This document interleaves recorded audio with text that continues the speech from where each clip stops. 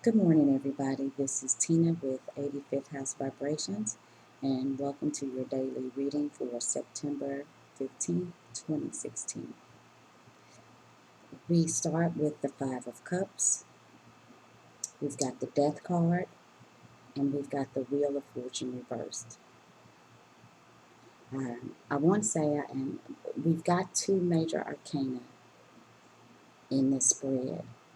And I forgot to mention on yesterday, we also had two major arcana in the spread, and I think the day before we had two major arcana in the spread.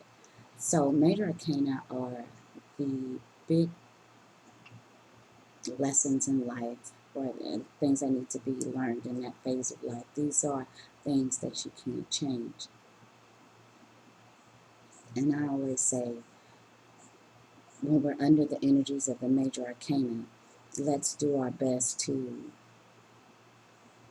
recognize the messages and try to learn the lessons that we need to learn so that we don't have to repeat that at another point in life, especially if these energies are uncomfortable for us.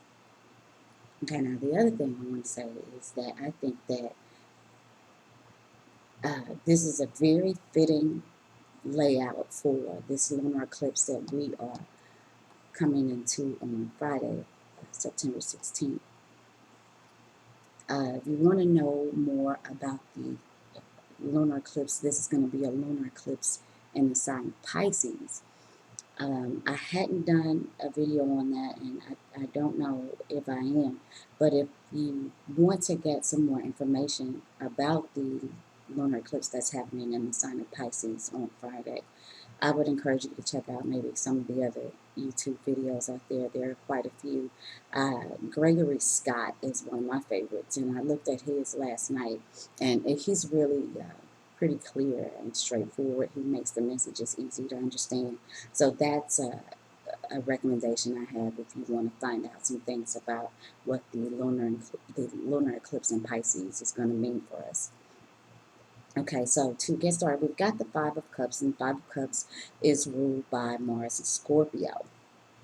Now, with this Five of Cups, you can see there's a young lady here who appears to be in despair. There are five cups. She's got three here in front of her, and there are two behind her. But she's distraught over something that has not gone right. Cups are about emotions and relationships and things like that. So in matters of the heart, she is troubled. She's despair. She's in despair. You see her here. She's holding her head in her hands. And she's looking here at the three cups that have spilled over. She's so focused on what she no longer has. I call this crying over spilled milk, that she doesn't see that there are two chalices or cups behind her that are full. And with these being emotions, I feel like this is full of, good things. Well, it doesn't, because emotion can be, I don't want to say bad or negative, shadowy. But in this case, these two cups are the offerings of positive emotion, love, affection, admiration, nurturing, all those things. But she doesn't see that because she's so busy looking at what she has lost.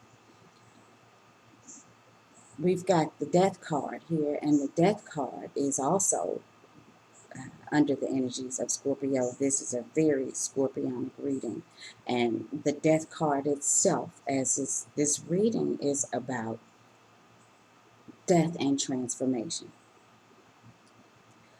The Death card is the 13th major arcana, and we all, when we think about 13, a lot of us get spooked. Now, when I say death, it does not have to be in the physical sense, and I've said this before. I've never pulled the Death card for a reading that I've done where it ever represented somebody physically crossing over from their human body into the world beyond. So the Wheel card is about movement, and it's the wheel. So the wheels are moving.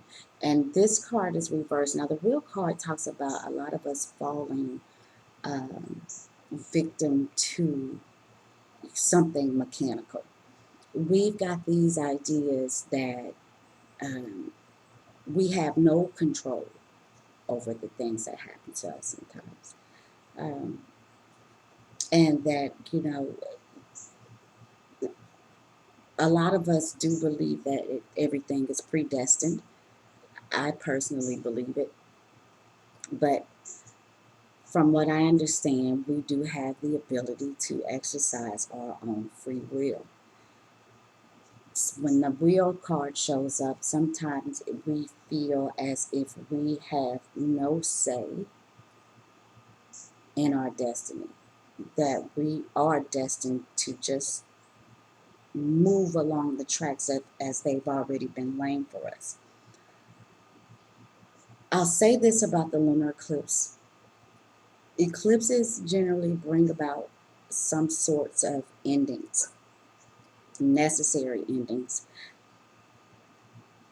But eclipses a lot of times can be uncomfortable for us. If we're crying over spilled milk, that's uncomfortable for us. When things have to die off, that's uncomfortable. Transformation is uncomfortable in most forms. So, in speaking to this, like I said, being very fitting for this lunar eclipse in Pisces that we're about to have. Oh, and I wanted to mention too that the wheel card is under the energies of Jupiter, and Jupiter is the original ruler of Pisces. Again, how fitting, since this lunar eclipse that we're having is going to be in Pisces, and the lunar eclipses are about, a lot of times, our intimate relationships, the things that happen in our private sector of life, emotions, relationships. So to wrap this up in a neat little package, just bring it all together, we are holding on to things. We are crying over spilled milk. And we're unable to move forward because we are stuck in some sort of fixed sort of thinking that these things that are happening to us, we have no control over. Well, the death card is here to tell you that that's not true. Transformation is not only available to you, but it's coming, whether you like it or not. This lunar eclipse, whatever it is that you may have been uh, obsessing over, because Scorpio is about obsession, and it's about compulsion, it's about possessiveness, you know, it's about a lot of other things, but in the case of this reading, this is what we're going to say. And with Mars being about our desires, about our passions, about our energies, about the way we move, the way we get things done, well, the way we're getting things done right now is uh, um, what we're getting done is we're successfully blocking ourselves from moving on emotionally, from moving things out of our subconscious. Those traumatic events, those traumatic relationships, those traumatic or uncomfortable thoughts and ways of being and habits that we've been holding on to that keep us unable to see what's being offered to us. That's about to change. Transformation is coming for you. If you didn't want to do it yourself, this lunar eclipse that's coming up is going to say, guess what? You didn't want to do it, I'll do it for you. And once it happens, you might think it would have been better if I had just done this myself, because now you don't have a choice as to how it gets done. The lunar eclipse is going to do it for you. The good news is you won't be stuck in this anymore. Whatever this is that you're obsessing over, whatever this is that you can't get past, this milk, the spilled milk that you may be crying over, cry no more, because transformation is coming for you. So with the wheel reversed, you're feeling stuck. You're feeling like there's no movement because you're stuck here. And it looks like she's kind of sitting in a corner. It looks like she doesn't really have a lot of room to move. The wheel reversed reinforces that lack of movement. That thought that we have that we can't move forward because we are so fixated on what we've lost, on what we don't have anymore emotionally, in our relationships with other people that are close to us, that we care about, and things that are happening in our homes, and things that are happening in our spirit. And not only does the Wheel of Fortune, once this transformation happens, not only will the Wheel of Fortune finally start to chug along, but you'll start to realize that you absolutely do have some sort of wiggle room on how to move around. In the end, my thought is yes, things are predestined. But we do get a choice as to how we move towards our predestined situations, our predestined outcomes. It's like we're going to the same place regardless, but we have a choice as to what road we take or what vehicle we use to get there.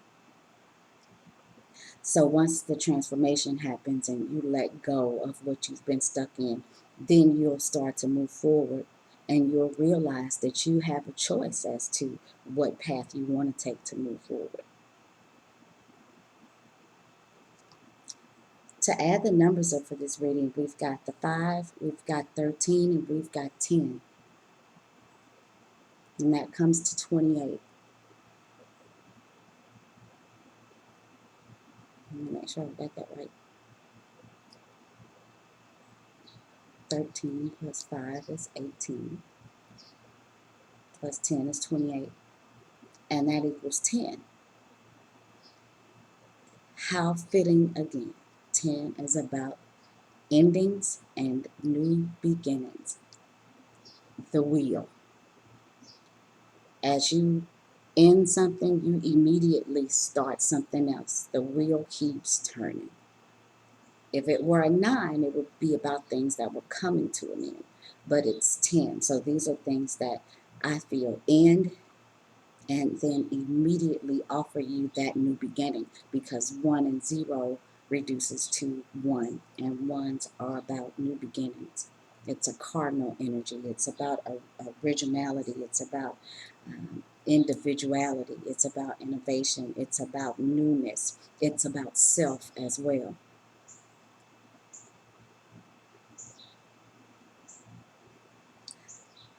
So that is what this layout, what this spread, what this reading says to me, is that we will finally come to a place where after this transformation happens, we're no longer stuck in what we were stuck in. We realize that we do have some control over the way we get to our destination, and we're able to move on. We're able to move forward successfully. And that's the way I see it. If you'd like a private reading with me, you can email me at tina@85thhousevibrations.net. Thank you guys so much for tuning in, and I hope to see you again tomorrow.